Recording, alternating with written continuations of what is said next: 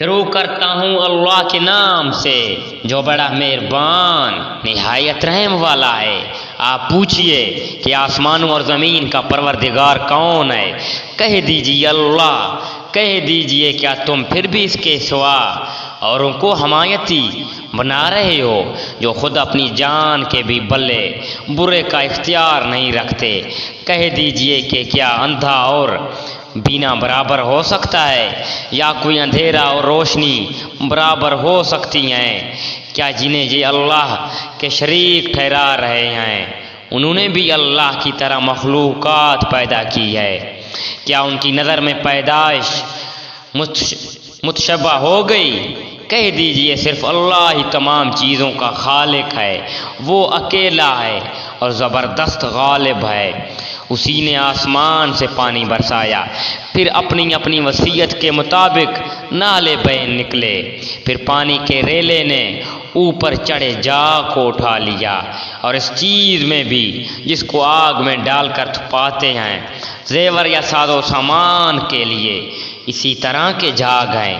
اسی طرح اللہ تعالی حق و باطل کی مثال بیان فرماتا ہے۔ اب جھاگ تو نکارا ہو کر چلا جاتا ہے، لیکن جو لوگوں کو نفع دینے والی چیز ہے وہ زمین میں ٹھہری رہتی ہے۔ اللہ تعالیٰ اسی طرح مثالیں بیان فرماتا ہے۔ جن لوگوں نے اپنے رب کے حکم کی بجا آوری کی ان کے لیے بلائی ہے، اور جن لوگوں نے اس کی حکم برداری نہ کی اگر ان کے لیے زمین میں جو کچھ ہے سب کچھ ہو اور اسی کے ساتھ ویسا ہی اور بھی ہو تو وہ سب کچھ اپنے بدلے میں دے دیں۔ یہی ہیں جن کے لیے برا حساب ہے اور جن کا ٹھکانہ جہنم ہے جو بہت بری جگہ ہے۔ کیا وہ ایک شخص جو یہ علم رکھتا ہے کہ آپ کی طرف آپ کے رب کی جانب سے جو اتارا گیا ہے وہ حق ہے، اس شخص جیسا ہو سکتا ہے جو اندھا ہو؟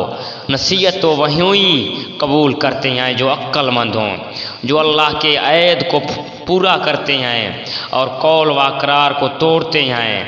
اللہ نے جن چیزوں کے جوڑے کا حکم دیا وہ اسے جوڑتے ہیں، وہ اپنے پروردگار سے ڈرتے ہیں اور حساب کی سختی کا اندیشہ رکھتے ہیں، اور وہ اپنے رب کی رضامندی کی طلب کے لیے صبر کرتے ہیں اور نمازوں کو برابر قائم رکھتے ہیں، اور جو کچھ ہم نے انہیں دے رکھا ہے اسے چپے کھلے خرچ کرتے ہیں اور برائی کو بھی بھلائی سے ٹالتے ہیں۔